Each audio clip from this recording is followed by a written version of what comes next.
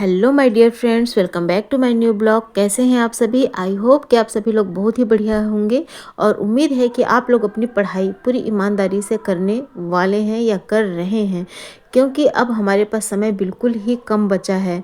और आप लोग अपने मन में क्या डाउट लेकर बैठे हैं कि हमारा हो पाएगा एग्ज़ाम तक तैयारियां? क्या हम बहुत अच्छी तरीके से अपना प्रिपरेशन कर पा रहे हैं, कि रिवीजन कर पा रहे हैं?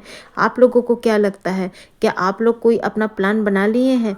तो सुनिए, आज मैं आप लोगों के साथ अपना प्लान शेयर करने वाली हूँ कि मैं अपना जो 1 मंथ की स्ट्रेटजी है वह कैसी रहेगी। तो अब हमारे पास इतना कम समय रह गया है, केवल 1 मंथ। और स्वाभाविक सी बात है कि हर किसी को डर लग रहा है और मुझे भी डर लग रहा है, लेकिन हमें डर से नहीं, हमें हिम्मत से पढ़ाई करना है। और हमें अपने आप को, खुद को इतना बदल लेना है कि लोग भी हैरान रह जाएं, जो ये सोचें कि अरे ये तो इस समय पढ़ाई नहीं करते थे, इस समय किसी और काम में बिजी रहते थे या किसी से बातें कर लेते थे या आपको इधर उधर घूमते हुए भी देख लेते थे। लेकिन अब आप लोगों को बिल्कुल ही तैयारी में लग जाना है, खुद को इतना बदल लेना है कि लोग भी हैरान हो जाएं। और डरना नहीं है, आप लोगों को डर से पढ़ाई नहीं करनी है, हिम्मत के साथ में पढ़ाई करनी है। आपको अपने अंदर जो हुनर है उसको अब दिखाने का वक्त आ चुका है, अपने आप को बदल लेना है। और हमारे पास अब केवल 30 दिन इस अप्रैल महीने में बचे हैं और 15 दिन या 13 दिन केवल मई में बचे हुए हैं। तो मान के चलिए कि अप्रैल में 30 दिन और मई में 13 दिन। तो जो मई का डेट है 13 दिन, उसको तो आप छोड़ ही दीजिए और केवल जो ये 1 मंथ है 30 दिन का, जो अप्रैल में मंथ है, इसको ही आपको तैयारी में लगा देना है। अब 1 अप्रैल से लेके 30 दिन के बीच में हमारे पास 30 दिन होते हैं। तो इस 30 दिन की तैयारी आपकी कैसे होनी चाहिए? तो मैंने अपने तरीके से पढ़ाई का काम तो पूरा मैंने ख़त्म कर लिया है और अब केवल रिवीजन करना है। तो रिवीजन में कहाँ से स्टार्ट करूँ, आखिर किस तरीके से करूँ?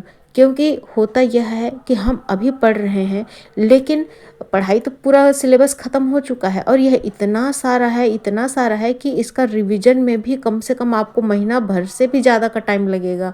लेकिन आपको महीने भर के अंदर ही इन सब चीज़ों को समेट लेना है अपने दिमाग में। और वह कैसे समेटा जाएगा? जब तक कि आपकी अपनी स्ट्रेटजी होनी चाहिए, क्योंकि सिलेबस इतना बहुत है, इतना ज़्यादा है कि रिवीजन के लिए भी डेज कम पड़ रहे हैं। अगर एक एक टॉपिक को अगर आप उठा के पढ़ोगे तो अब वह टाइम नहीं है। जो आपने पढ़ लिया है, जो आपके पास नोट्स हैं, जो पीडीएफ्स हैं, जो भी हैं, आपको जो आपके पास सामग्री है, जो रिसोर्सेस हैं, अब उसी को ही पढ़ना है, उसी को ही रिवाइज करना है।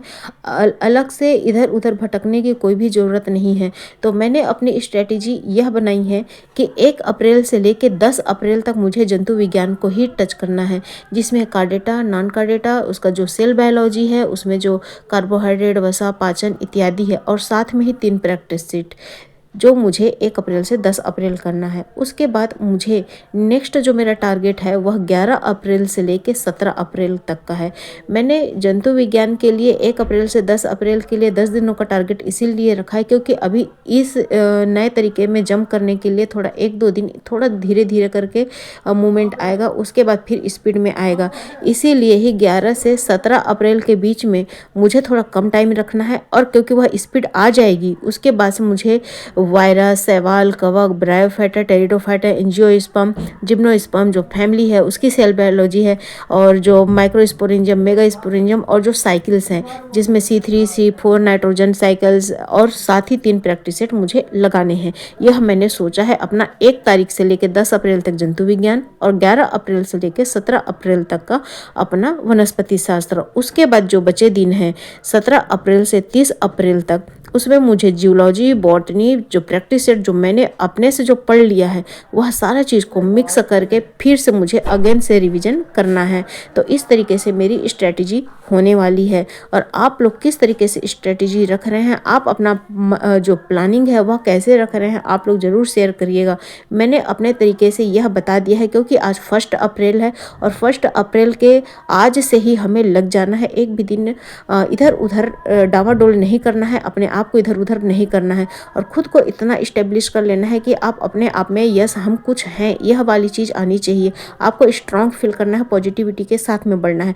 क्योंकि भले चाहे हमारे पास सीट कम है, जैसे कि हम देख रहे हैं, सुन रहे हैं, कि जो जीव विज्ञान है उसमें सीट बहुत ही कम है, केवल 50 सीट है। मैंने गूगल से भी मैंने सर्च करा और मुझे भी यह चीज़ मतलब कि जानना था कि आखिर कितनी सीट है कि हम इतनी तैयारी कर रहे हैं, तो तैयारी तो वेस्ट नहीं जाने वाली है। तैयारी आप करते रहिए, क्योंकि केवीएस भी देखने को मिल सकता है, देखने को ही मिलेगा। और भी अदर एग्ज़ाम है, ईएमआरएस वगैरह सब, तो आप देख सकते हैं कि जूलॉजी में, बॉटनी में, जीव विज्ञान में केवल 50 सीटें हैं।